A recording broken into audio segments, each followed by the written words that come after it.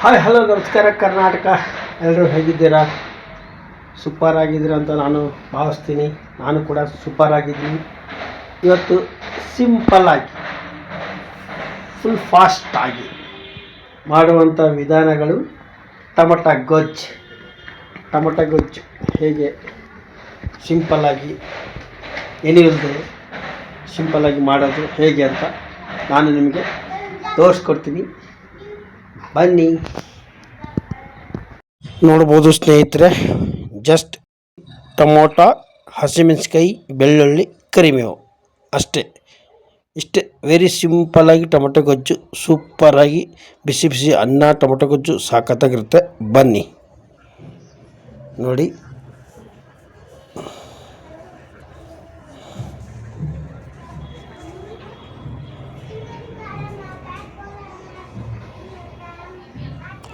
ಸ್ವಲ್ಪ ಪಾತ್ರೆನ ಬಿಸಿ ಆಗಬೇಕು ನೋಡಿ. ಈಗ ಆಯಿಲನ್ನು ಸೇರಿಸ್ಕೊತೀನಿ. ನನಗೆ ಆಯಿಲ್ ಟೊಮೊಟೊ ಗೊಜ್ಜಿಗೆ ಜಾಸ್ತಿ ಬೇಕು. ಸ್ವಲ್ಪ ಒಂದು ಲೆಕ್ಕಾಚಾರಕ್ಕೆ ಹಾಕ್ಕೋಬೇಕಷ್ಟೆ.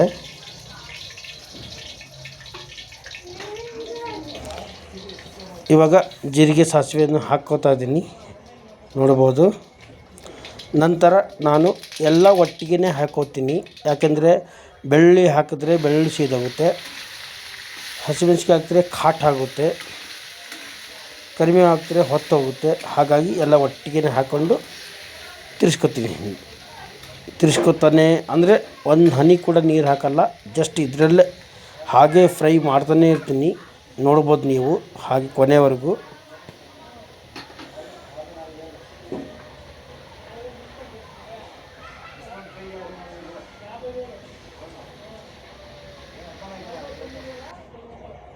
ನೋಡಿ ಹಾಗೆ ತಿರ್ಸ್ಕೊತಾನೇ ಇರ್ತೀನಿ. ಅದರಲ್ಲೇ ಸ್ವಲ್ಪ ಮೀಡಿಯಮ್ ಬೆಂಕಿ ಇಡಬೇಕು, ತಿರ್ಸ್ಕೊತಾನೇ ಇರಬೇಕು.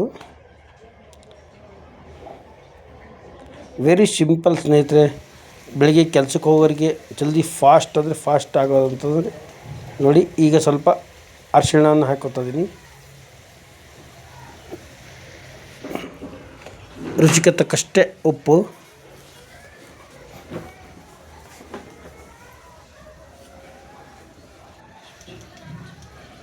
ಮತ್ತು ಸ್ವಲ್ಪ ಅಚ್ಚ ಖಾರದ ಪುಡಿ. ಯಾಕಂದರೆ ನಮಗೆ ಖಾರ ಸ್ವಲ್ಪ ಜಾಸ್ತಿ ಬೇಕು. ಅದು ದಪ್ಪ ಮೆಣಸಿಕಾಯಿ ಇರೋದ್ರಿಂದ ಖಾರ ಕಡಿಮೆ ಇರುತ್ತೆ. ಹಾಗಾಗಿ ಸ್ವಲ್ಪ ಅಚ್ಚ ಖಾರದ ಪುಡಿ. ನಿಮಗೆ ಬೇಡ ಅಂದರೆ ಅಷ್ಟೇ ಸಾಕಪ್ಪ ಅಂದರೆ ಲೆಸ್ ಮಾಡ್ಕೊಬೋದು ನೋಡಿ. ಹಾಗೆ ಒಂದು ಹನಿ ನೀರು ಕೂಡ ಹಾಕೋಲ್ಲ, ಅದನ್ನೇ ನೀರು ಬಿಡುತ್ತೆ. ಯಾಕಂದರೆ ಟೊಮೊಟೊ ಫುಲ್ ಹಣ್ಣು ಟೊಮೊಟೊ ಇದೆ. ಹಾಗಾಗಿ ಮೀಡಿಯಮ್ ಫ್ಲೇಯಲ್ಲೇ ಹಾಗೆ ಫ್ರೈ ಮಾಡ್ಕೋಬೇಕು. ಇಷ್ಟೇ ಸ್ನೇಹಿತರೆ, ಟೊಮೊಟೊ ಗೊಜ್ಜು ಸೂಪರಾಗಿ ಇರುತ್ತೆ. ಬಿಸಿ ಬಿಸಿ ಅನ್ನ ಟೊಮೊಟೊ ಗೊಜ್ಜು ತಿಂದರೆ ಆಹಾ ಸೂಪರಾಗಿರುತ್ತೆ, ಕಟ್ಟಮಿಟ್ಟ ಥರ. ಒಂದು ಸಲ ನೀವು ಕೂಡ ಟ್ರೈ ಮಾಡಿ ನೋಡಿ, ಸೂಪರಾಗಿರುತ್ತೆ. ನಿಮಗೆ ಇಷ್ಟ ಆಯಿತು ಅಂದರೆ ಒಂದು ಲೈಕ್ ಮಾಡಿ, ಹಾಗೆ ಸಪೋರ್ಟ್ ಮಾಡಿ. ಈ ಬಡವ ಕೇಳೋದು ಇಷ್ಟೇ ಸ್ನೇಹಿತರೆ. ಫೈನಲಿ ಟೊಮೊಟೊ ಗೊಜ್ಜು ರೆಡಿ ಆಯಿತು. ನೋಡ್ಬೋದು ಸ್ನೇಹಿತರೆ, ಇದೇ ಥರ ವಿಡಿಯೋಗೆ ಮತ್ತೆ ಸಿಗ್ತಾ ಇರ್ತೀನಿ.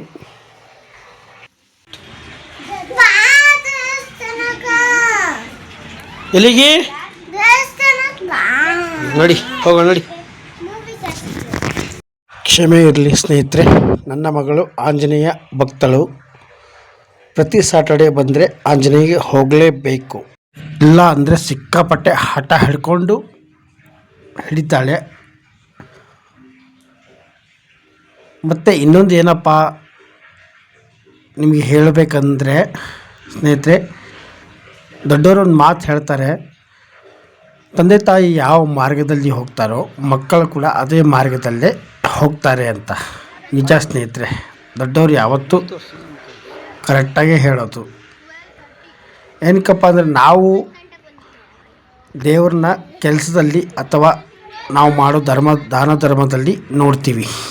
ಏನೋ ವೆಡ್ಡಿಂಗ್ ಆ್ಯನಿವರ್ಸರಿ ಅಥವಾ ಏನೋ ಮಗಳ ಬರ್ತಡೇ ಇದ್ದರೆ ಆ ಥರ ನಾವು ಅಷ್ಟೇ ದೇವಸ್ಥಾನಗಳಿಗೆ ಹೋಗ್ತಾಯಿದ್ದೆವು ಮಗಳು ಕರ್ಕೊಂಡು. ಅದನ್ನು ನನ್ನ ಮಗಳು ಪ್ರತಿ ಸಾಟರ್ಡೆ ಬಂದರೆ ಸಾಕು ದೇವಸ್ಥಾನಕ್ಕೆ ಕರ್ಕೊಂಡು ಹೋಗಲೇಬೇಕು. ಆಂಜನೇಯಿಗೆ ಅಷ್ಟು ಭಕ್ತಳಾಗಿದ್ದಾಳೆ. ಅವಳಿಂದ ನಮಗೂ ಕೂಡ ಒಂಥರ ಏನೋ ಖುಷಿ ಸಂತೋಷ. ನೋಡಿ ದೇವಸ್ಥಾನಕ್ಕೆ ಬಂದಿದ್ದೀವಿ.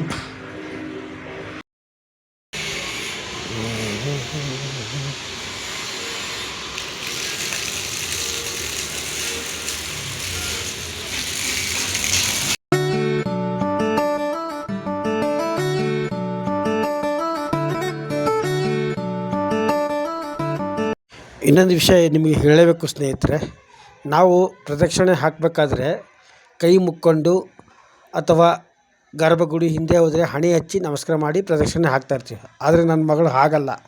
ನೋಡಿ, ಹತ್ತು ಬಿಟ್ಟು ಆಂಜನೇಯ ಪಾದಕ್ಕೆ ಮುಟ್ಟಿ ನಮಸ್ಕಾರ ಮಾಡಬೇಕು. ನಮಗೆ ಎಲ್ಲಿ ಬೀಳ್ತಾಳೋ ಅನ್ನೋದು ಒಂದು ಭಯ. ಆದರೆ ಕೇಳಲ್ಲ ಮಾತು. ನೋಡಿ, ಎಷ್ಟು ಹೇಳಿದ್ರು ಅಷ್ಟೇ. ಹಣೆ ಹಚ್ಚಿ ನಮಸ್ಕಾರ ಮಾಡು ಸಾಕು ರೆಡಿಯಮ್ಮ ಅಂದರೆ ಕೇಳಲ್ಲ. ಇಲ್ಲ, ಅವಳದೇ ಆಗಬೇಕು. ನೋಡಿ,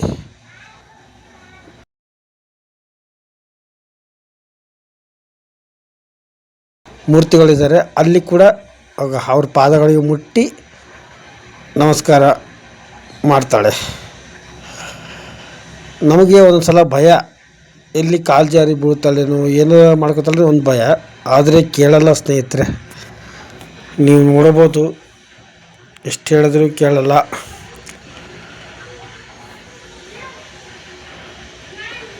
ಒಂದು ಖುಷಿ ಏನಪ್ಪ ಅಂದರೆ ದೇವ್ರ ಮೇಲೆ ಸ್ವಲ್ಪ ಅತಿಯಾದ ಭಕ್ತಿ ಅಂತಂದ್ರೆ ಹೇಳಬಹುದು ಅವಳದು.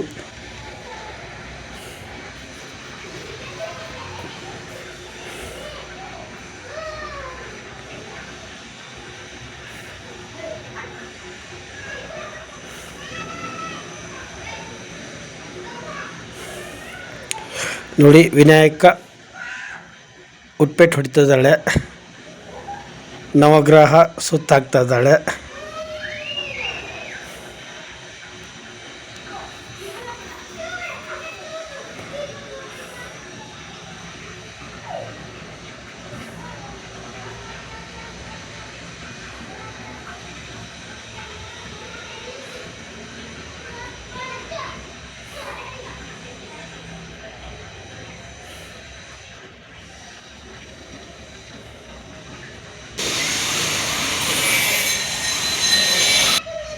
ನೋಡಿ, ದೇವ್ರ ದರ್ಶನ ಅಂತೂ ಆಯಿತು. ನೋಡಿ, ದೇವರಿಗೆ ಇವತ್ತು ಉದ್ದಿನ ವಡೆ ಹಾರವನ್ನು ಮಾಡಿ ಹಾಕಿದ್ದಾರೆ ಭಕ್ತಾದಿಗಳು. ಅದನ್ನು ನಮಗೆ ಪ್ರಸಾದವಾಗಿ ಕೊಟ್ಟಿದ್ದಾರೆ. ನೋಡಿ, ನನ್ನ ಮಗಳಿಗೆ 2 ವಡೆ ಕೊಟ್ಟಿದ್ದಾರೆ, ನನಗೆ 1 ವಡೆ ಕೊಟ್ಟಿದ್ದಾರೆ. ದರ್ಶನ ಆಯಿತು. ಇವಾಗ ಮನೆಗೆ ಹೊರಡುತ್ತೇವೆ. ಬನ್ನಿ ಸ್ನೇಹಿತರೆ, ಬಿಸಿ ಬಿಸಿ ಟೊಮಟೊ ಗೊಜ್ಜು ರೈಸ್ ಟೇಸ್ಟ್ ಮಾಡಿ ನೋಡೋಣ.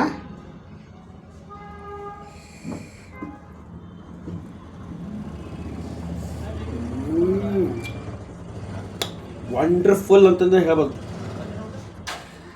ನೋಡಿ, ನನ್ನ ಮಗಳು ಹೇಳ್ತಾಳೆ ಟೇಸ್ಟ್ ಹೇಳು ಅವರಿಗೆಲ್ಲ. ಅಲ್ಲಿ ಹೇಳ ಅವರಿಗೆಲ್ಲ.